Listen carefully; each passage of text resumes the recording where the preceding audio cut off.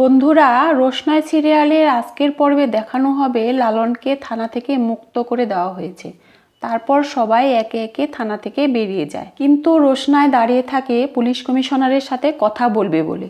ওদিকে আরণ্যকও দাঁড়িয়ে থাকে। পুলিশ কমিশনার রোশনাইকে জিজ্ঞাসা করে, তুমি কি কিছু বলবে? তখন রোশনাই বলে, হ্যাঁ স্যার, মিনি আর লালনের বউভাতে কিন্তু আপনি অবশ্যই আসবেন। আর ওদের বউভাতের পরে কি আপনি আমাকে একটু সময় দিতে পারবেন কথা বলার জন্য? তখন স্যার বলে, হ্যাঁ অবশ্যই দিতে পারবো, এই নাও তুমি আমার কার্ড নাও, এতে ফোন নম্বর লেখা আছে। এরপর রোশনাই ওখান থেকে চলে যেতে নিলে আরণ্যক রোশনাইকে বলে, দাঁড়াও রোশনাই, আই অ্যাম সরি রোশনাই, আমি তোমার সাথে খুব খারাপ ব্যবহার করেছি, প্লিজ ক্ষমা করে দিও। আসলে তুমি একটু আগে আমার বাবাকে অসম্মান করে কথা বলছিলে, তাই আমার খুব খারাপ লেগেছিল। আসলে আমার বাবা সম্মান পাওয়ার যোগ্যই নয়। তখন রোশনাই আরণ্যককে বলে, দেখুন স্যারজি, আপনার বাবাকে আমি যা কিছু বলেছি লালন আর মিনির জন্য বলেছি। তাছাড়া আমি মিনিকে খুব ভালোবাসি, লালনও খুব ভালো ছেলে, ও বিনা দোষে শাস্তি পাবে তা আমি কিছুতেই মেনে নিতে পারবো না। আর স্যারজি, আপনি কাকে সরি বলছেন? যে মেয়ে কিনা আপনাকে ফাঁসাতে এসেছে, অন্যের বাচ্চাকে আপনার ঘাড়ে চাপাতে এসেছে। প্লিজ স্যারজি, আপনি এভাবে যাকে তাকে সরি বলবেন না, বলে রোশনাই ওখান থেকে বেরিয়ে যায়। এরপর দেখানো হয় সবাই যার যার বাড়ি চলে যায়, আর আরণ্যকের বাবা রাগে গজগজ করতে করতে সিঁড়ি দিয়ে উপরে উঠতে থাকে। কেউ কিছু বুঝতে পারে না কি হয়েছে। কিছুক্ষণ পরে আরণ্যক বাড়ির ভেতরে আসতেই ঠাকুমা আরণ্যককে জিজ্ঞাসা করে, কি হয়েছে দাদু ভাই? বাবলু ওভাবে রেগে সিঁড়ি দিয়ে ওপরে উঠে গেল কেন? তখন মিনি বলে, জানো ঠাম্মি, কাকুর জন্যই আজ লালনকে থানায় যেতে হয়েছে, পুলিশ ওকে ধরে নিয়ে গেছে। কথাটা শুনে সবারই অবাক লাগে। গরিমা, সুরঙ্গবা, জাহ্নবী, আরণ্যকের মা সবাই অবাক হয়ে যায়। কিছুক্ষণ পরে আরণ্যকের মা বলে, কি হয়েছে আমি তো কিছুই বুঝতে পারছি না, আমাকে সব খুলে বলো। সুরঙ্গমা বলে, রোশনাই নিশ্চয়ই থানায় গিয়ে কিছু নাটক করেছে। তখন আরণ্যক বলে, প্লিজ চুপ করুন আন্টি, যেটা জানেন না সেটা নিয়ে কিছু কথা বলবেন না, রোশনাই এমন কিচ্ছু করেনি। তখন গরিমা আরণ্যককে বলে, রোশনাইয়ের কথা বলতেই তোমার গায়ে ফোস্কা পড়ে গেল তাই না? রোশনাই আর বাকিরা সব তোমার বাবার নামে কি বলছে একবার শোনো, ক্রিমিনাল বলছে। তখন লালন বলে, কাকামণি আমাকে মিথ্যা ফলস কেসে ফাঁসিয়ে থানায় নিয়ে গেছে, উনি চাননি মিনির সাথে আমার বিয়েটা হোক, আর ওনার জারি জুরি কিছুই খাটেনি, সবার সামনে সত্যিটা বেরিয়ে পড়ায় উনি আর সবার সামনে মুখ দেখাতে পারছেন না।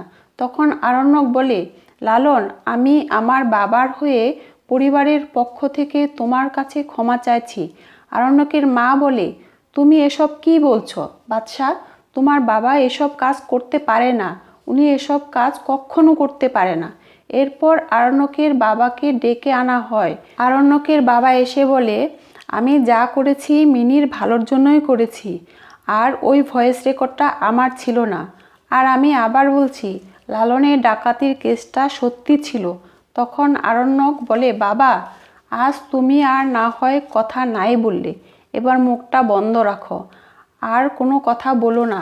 রোশনাই হাসতে হাসতে বলতে থাকে, উনি তো 2 বছরের বাচ্চার মতো কথা বলছেন, থানায় তো আমরা সবাই ছিলাম, আর আমরা নিজে কানে সব শুনেছি, আর আপনিও খুব ভালো করে জানেন যে আপনি কি করেছেন আর কোন কথাগুলো বলছেন, আর আপনি ভুলে যাবেন না একজন লয়ার হিসেবে আপনি যে অনৈতিক কাজগুলো করছেন তার জন্য আপনার লাইসেন্স ক্যান্সেল হয়ে যেতে পারে।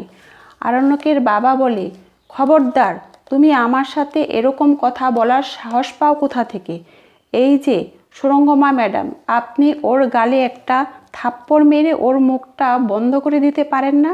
তখন আরণ্যক বলে, বাবা, সুরঙ্গমা আন্টি আমাকে টপকে রোশনাইয়ের গায়ে হাত তুলতে পারে না, সে ক্ষমতা ওনার নেই। গরিমা বলে, তুমি কি করতে চাইছো?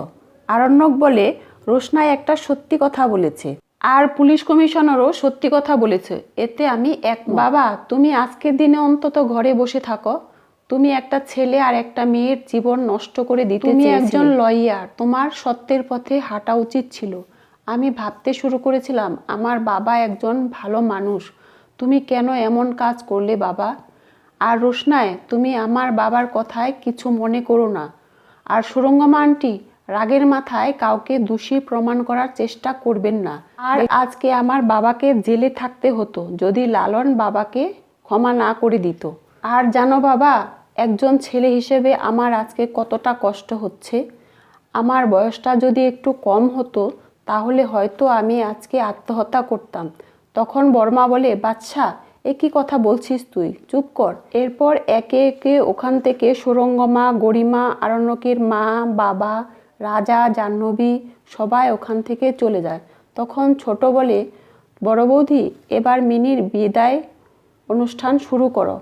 তখন মিনি কান্নাকাটি শুরু করে। মিনির মা মিনির বিদায় অনুষ্ঠান শুরু করে। তারপর লালন মিনিকে নিয়ে চলে যায়। এভাবেই এই পর্ব শেষ হয়ে যায়।